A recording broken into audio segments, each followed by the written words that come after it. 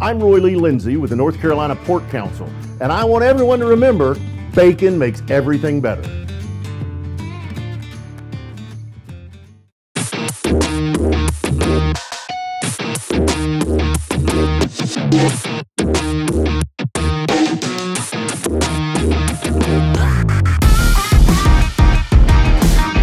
Hey folks, David Glenn here at the ACC Tournament in Washington, D.C. with the North Carolina Sports Network coming at you with ACC Tournament Fun Fact number 3. Bubble dreams occasionally do come true here at the ACC Tournament. Seemingly every year for at least the last 4 decades, one or more ACC squads have been seen as NCAA Tournament bubble teams as the ACC Tournament was being contested. This week here in D.C., at least 3 ACC squads, maybe more, are being discussed in exactly those terms, with Virginia often projected among the last 4 in by bracketologists, and Pitt and Wake Forest often listed among the first 4 out, meaning that only some level of success this week here in D.C. will put any of those 3 teams in a more comfortable position for an at-large NCAA invitation this coming Sunday. This 2024 scenario raises an interesting question. Have there been actual examples of teams using the ACC tournament to clinch a spot in the big dance? The short answer is yes, but probably not as many as you might think. There are no official records on these things, of course, and the NCAA Selection Committee typically doesn't answer these sorts of specific questions. So what's left for all of us is educated speculation. But if you go all the way back to 1985, which was the first year of the 64-team, now 68-team NCAA tournament, there are at least 6 ACC teams that arguably went from the wrong side of the bubble to the right side of the bubble just in time for Selection Sunday, meaning they changed their destination with their performance at the ACC tournament.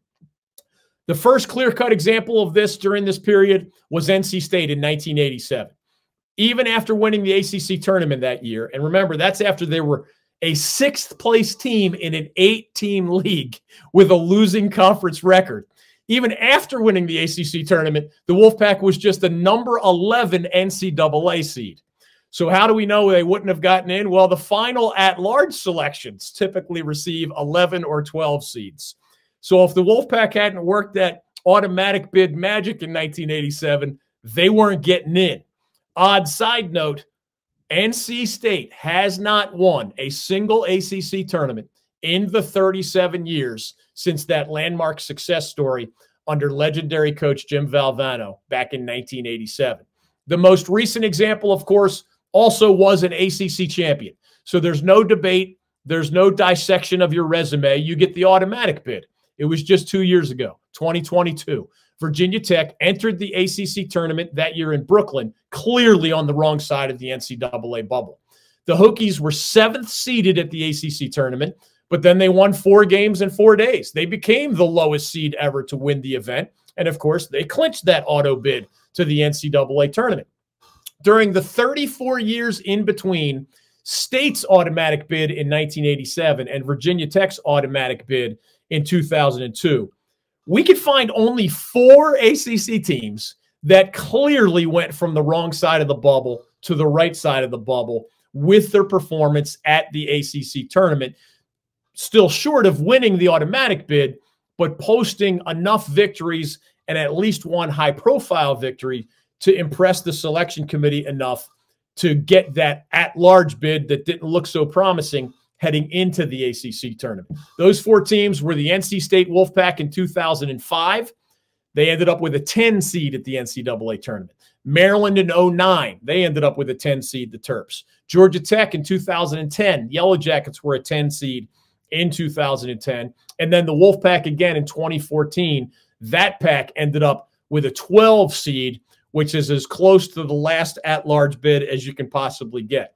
Remember that this week here in D.C., both Wake Forest and Pitt are trying to add their names to this relatively short list of those who enter the ACC tournament on shaky ground but leave it on firmer ground, and more importantly, with an NCAA tournament bid that at the end of that week. Interestingly, if Wake can beat the Georgia Tech Notre Dame winner on Wednesday, it would face Pitt in the quarterfinals head-to-head on Thursday. The survivor of that game would not only get a win over each other, but they would get a shot at top-seeded UNC in the semifinals on Friday. The loser of that hypothetical or potential Pitt-Wake matchup probably would remain stuck on the wrong side of the NCAA bubble.